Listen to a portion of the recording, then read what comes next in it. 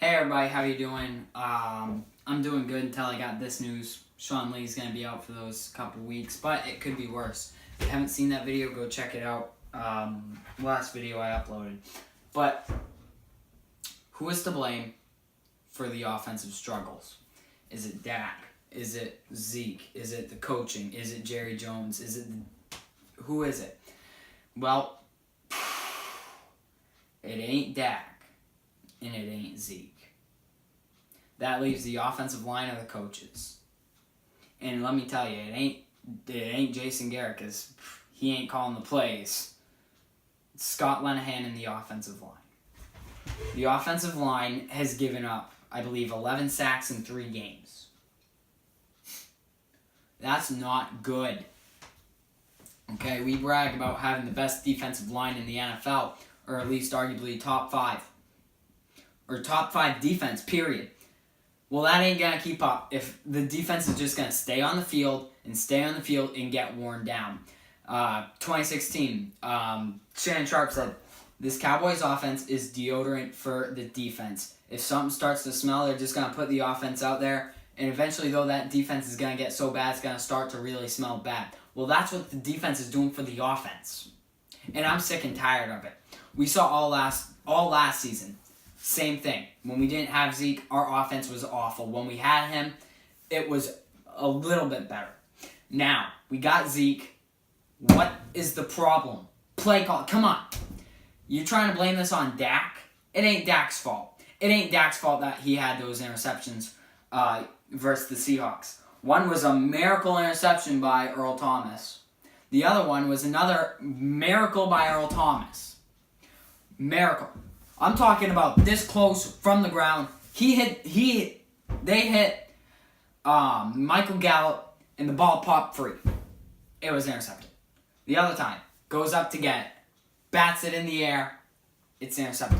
Dak, it's not Dak's fault that he threw those. A lot of people saying bring Dez Bryant back. Don't bring Dez Bryant back. Dez Bryant did nothing but drop the balls. Dak said, I'll have to hit him right in the face mask so he can't drop it. Well, versus New York, he threw it right up. Dez Bryant's hands right here. It hit him in the face mask and it fell to the ground. Next play, Dez Bryant goes right through his hands. Again, 2 back-to-back.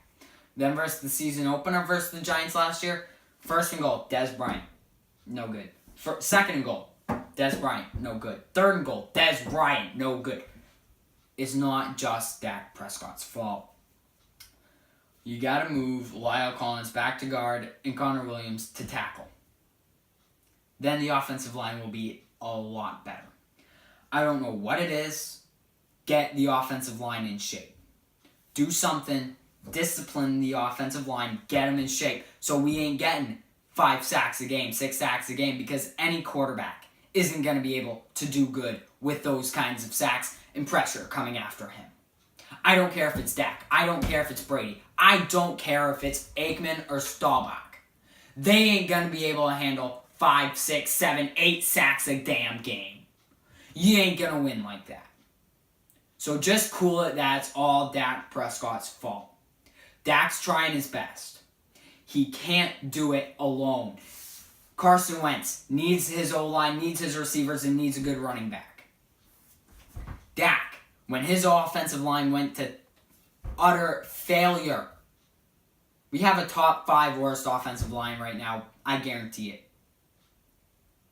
The way we're getting pressured and Dak got hit, I think in the first half versus Seattle, what did he have? He had 13 dropbacks. 2 sacks, right? 2 sacks, 13 dropbacks.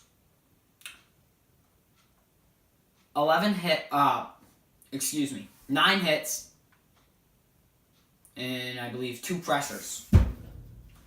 You ain't gonna win like that. Your receivers aren't getting separation, and it's not that our receivers aren't good. We need to go into the hurry-up offense right out of the gate. Take shots downfield right out of the gate. Zeke had great numbers a couple days ago for Seattle and 1 fumble. Key moments killed us. It's not just Dak Prescott's fault. The play calling was awful. The blocking was awful. Receivers couldn't get open. Zeke stepping out of bounds. Zeke fumbling. Receivers not maintaining the catch. Offensive line, I said it again, and I'll say it again. Not even blocking. I don't know what it is. Get it straight. Because it ain't going to keep happening. It's almost to the point where I'm saying season is right on the line. We got to win the next game, then the next game, then we're going to lose to Jacksonville.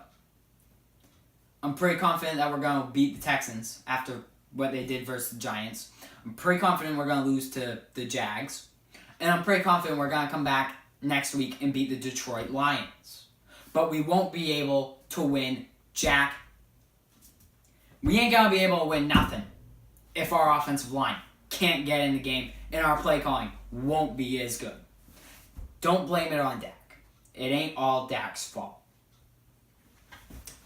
People who say that's just Dak Prescott, he sucks, he's garbage, get him out. Don't watch the games. They're just bandwagon fans that want Romo back. They're butthurt because we're losing. They came here in 2016 when we started winning, and now they're sick and tired of losing. If that's what kind of fan you are, get out.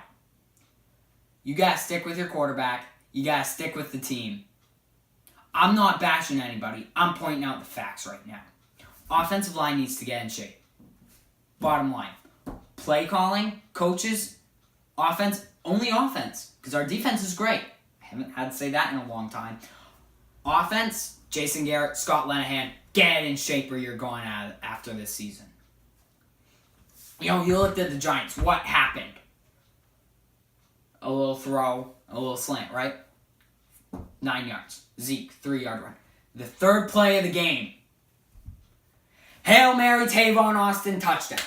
Give Tavon Austin the ball more. Get into a hurry-up offense right out of the gate. Because that's what Seattle did to us, right? And we had to burn a couple timeouts.